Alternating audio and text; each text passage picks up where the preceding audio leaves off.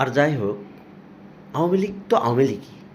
স্বাধীনতার পর এবং স্বাধীনতা যুদ্ধ যে দলটির নেতৃত্বে হয়েছে, সেই আওয়ামী লীগকে ছোট করে দেখার কোনো সুযোগ নেই।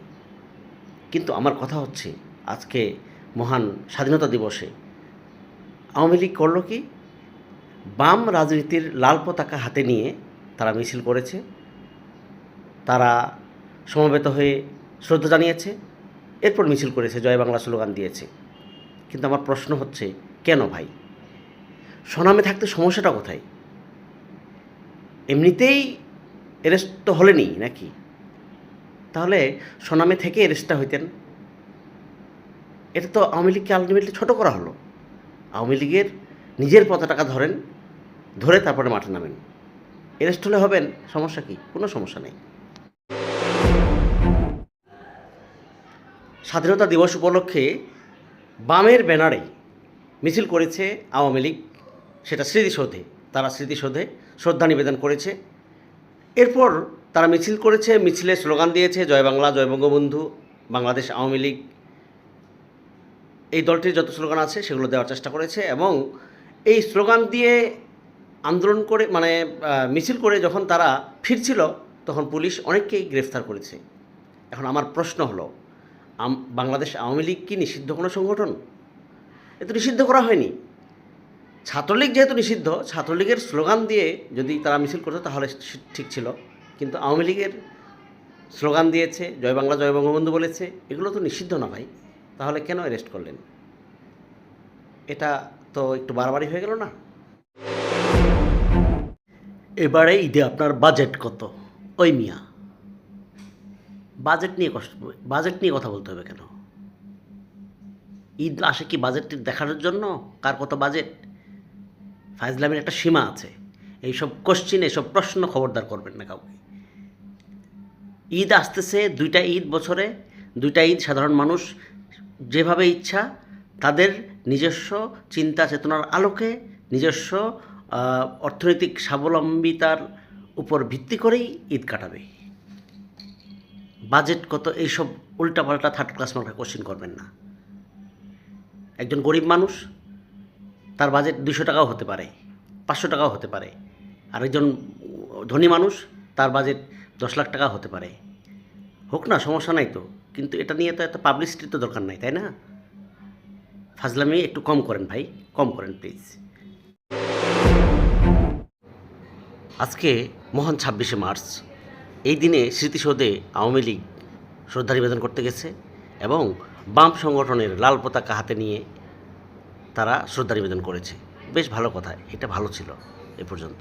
কিন্তু এরপর শ্রদ্ধা নিবেদন শেষে যখন তারা আসতেছিলেন, তারা কি করলেন? মিছিল শুরু করলেন, জয় বাংলা, জয় বঙ্গবন্ধু, আওয়ামী লীগ জিন্দাবাদ, আওয়ামী লীগ। তো এরপরে কী হওয়ার কথা বলেন, আপনারাই বলেন। একটা একটা করে পুলিশ ধরলো, তারপরে থানায় নিয়ে গেল। ভালো হয়েছে না? কত বড় স্পর্ধা আপনাদের! নিজেরা একবার দুঃখ প্রকাশ করেন, দুঃখ প্রকাশ করে তারপরে আসেন না রাস্তায়, সরি বলেন একবার। আপনাদের নেতা নেত্রীরা তো সবাই ভাগে চলে গেছে গা, আর আপনারা এখানে বসে বসে এই কর্মীরা এত ফাল পাড়তেছেন কেন? দরকার নাই তো ফাল পাড়ার। বাংলাদেশের অন্তর্বর্তীকালীন সরকারের প্রধান উপদেষ্টা ডক্টর মোহাম্মদ ইউনূস চীন সফরে আজকে অলরেডি চলে গেছেন। তিনি রওনা দিয়েছেন এরই মধ্যে। কিন্তু আজকে আমরা কি জানলাম? প্রধান উপদেষ্টার প্রেস সচিব শফিকুল আলম তিনি বলেছেন, চীন সফরের আগে ভারতে সফর করতে চেয়েছিলেন মাননীয় প্রধান উপদেষ্টা, কিন্তু ভারতের পক্ষ থেকে কোনো রকম ইতিবাচক সাড়া পাওয়া যায়নি। তার মানে কি বুঝতে পারতেছেন? আমাদের ভারতের সাথে আন্তরিকতার বিন্দুমাত্র ঘাটতি নেই। প্রতিবেশী দেশ হিসাবে বাংলাদেশ এবং ভারত, 2 দেশের সম্পর্ক ভালো থাকুক, সেটা কিন্তু আমরা চাই। কিন্তু ভারত সেটা চায় না। উল্টো ভারত ফ্যাসিস্ট শেখ হাসিনাকে আশ্রয় দিয়ে, প্রশ্রয় দিয়ে এবং বিভিন্নভাবে সুযোগ সুবিধা দিয়ে বাংলাদেশ বিরোধী প্রচারণা যেভাবে চালাচ্ছে, তাতে খুবই সন্দেহজনক ভারতের আচরণ। বঙ্গবন্ধু শেখ মুজিবুর রহমান চাননি পাকিস্তান ভেঙে বাংলাদেশ তৈরি হোক। এই কথা বলেছেন বাংলাদেশ জামায়াতে ইসলামের সেক্রেটারি জেনারেল অধ্যাপক মিয়া গোলাম পরোয়ার। দর্শক, এই মিয়া গোলাম পরোয়ারের বক্তব্যের সাথে আপনি কি একমত? বঙ্গবন্ধু কি আসলেই বাংলাদেশ চাননি? তিনি কি চাচ্ছিলেন পাকিস্তানই থাক? এটা তো আমার বিশ্বাস হচ্ছে না। আপনার কি মনে হয়? কমেন্টসে জানাতে পারেন। ধন্যবাদ।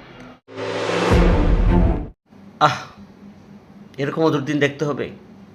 আজকে 26শে মার্চ, মহান স্বাধীনতা দিবস।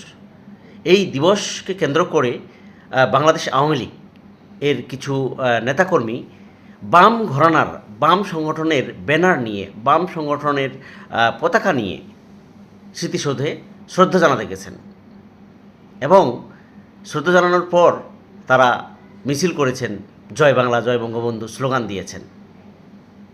এতই অধপতন! এই দিনটা দেখার জন্য কি আমরা ছিলাম? নিজের পতাকাটা নিয়ে নিজের নামে স্লোগান দিয়ে এটুকু সৎসাহস নাই আওয়ামী লীগের? কোথায় গেল দিন?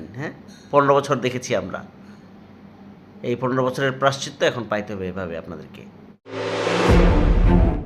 প্রধান উপদেষ্টা জাতির উদ্দেশ্যে যে ভাষণ দিয়েছেন, সে ভাষণে তিনি বলেছেন নির্বাচন আগামী ডিসেম্বর থেকে জুনের মধ্যে, অর্থাৎ 6 মাস, জুনের মধ্যেই নির্বাচন হবে, এমনটাই তিনি দাবি করেছেন। এই বক্তব্যকে সুস্পষ্টভাবে বিশ্লেষণ করেছেন বিএনপি মহাসচিব মির্জা ফখরুল ইসলাম আলমগীর। তিনি বলেছেন প্রধান উপদেষ্টার বক্তব্য অস্পষ্ট, সম্পূর্ণ অস্পষ্ট। তিনি কোনো রোডম্যাপ ঘোষণা করেননি। আমার বক্তব্য, আমি মনে করি যদি আগামীকালকেই নির্বাচন দেওয়া হয়, তারপরেও বিএনপি বলবে যে নির্বাচন আসলে কি হচ্ছে, মানে বিএনপির মধ্যে একটা সন্দেহ কাজ করে সবসময়। বিএনপি আসলে চায় শুধু নির্বাচন, নির্বাচনের জন্যই বিএনপি পাগল হয়ে গেছে, এটাই আসলে সবাই মনে করে। ভাই, সংস্কারগুলোর কী হবে? এত একটা বিপ্লব হইল, বিপ্লবের পরে যে সংস্কারগুলো, সেগুলো তো আগে হতে হবে, তাই না? আজকে স্বাধীনতা দিবস। আচ্ছা, কেউ কি বলতে পারবেন জামায়াতে ইসলামের কোনো নেতা বা কোনো কর্মী ব্যানার নিয়ে শহীদ মিনারে গেছেন, স্মৃতিসৌধে গেছেন? না, যাওয়া দরকার কিনা ভাই? আপনি যদি সাধারণ জনগণের সাথে মিশতে চান, মিলতে চান, সাধারণ জনগণের কথা আপনারা মাথায় রাখেন সবসময়, দেশের কথা মাথায় রাখেন, সব কিছুর ঊর্ধ্বে দেশ, তাহলে এই জাতীয় দিবসে আপনি শহীদ মিনারে যান না কেন? যাইতে হবে। আমি কি ঠিক বলছি কি না দর্শকরা কমেন্ট করে জানাতে পারেন। বাট আমি মনে করি জামাতকে এই স্মৃতিসৌধে, শহীদ মিনারে, এগুলোতে যাওয়া উচিত। প্রধান উপদেষ্টা ডক্টর মোহাম্মদ ইউনূস বলেছেন শেখ হাসিনা ক্ষমতা আঁকড়ে রাখার জন্য পৃথিবীর সকল নিষ্ঠুরতা ছাড়িয়ে গেছেন। জাতিসংঘের রিপোর্ট পড়ে সবার গায়ের লোম দাঁড়িয়ে গেছে। কী ভয়াবহতা! কীভাবে একজন প্রধানমন্ত্রী নিজ দেশের নিরস্ত্র মানুষকে হত্যার পর লাশ লুকিয়ে ফেলার নির্দেশ দিতে পারে? ক্ষমতায় আঁকড়ে রাখার জন্য তিনি পৃথিবীর সকল নিষ্ঠুরতা ছাড়িয়ে গেছেন, এটাই জাতিসংঘের প্রতিবেদনে উঠে এসেছে। মহান স্বাধীনতা দিবস ও পবিত্র ঈদ উল ফিতর উপলক্ষে মঙ্গলবার রাতে জাতির উদ্দেশ্যে দেওয়া ভাষণে তিনি এসব কথা বলেন। দর্শক, শেখ হাসিনার এই নিষ্ঠুরতা নিয়ে আপনার মন্তব্য কী? কমেন্টসে জানাতে পারেন। ধন্যবাদ। এটিএন বাংলার চেয়ারম্যান ডক্টর মাহফুজুর রহমান মানেই হচ্ছে প্রতি বছর প্রতি ঈদে গানের অনুষ্ঠানে চমক দেখানো, কিন্তু এই চমক এবার আর থাকছে না। কি একটা অবস্থা বলেন! আমরা ডক্টর মাহফুজুর রহমানের গান, নাচ এবং অভিনয় থেকে বঞ্চিত হব? এবার ঈদটাই মনে হয় আর ভালো হবে না।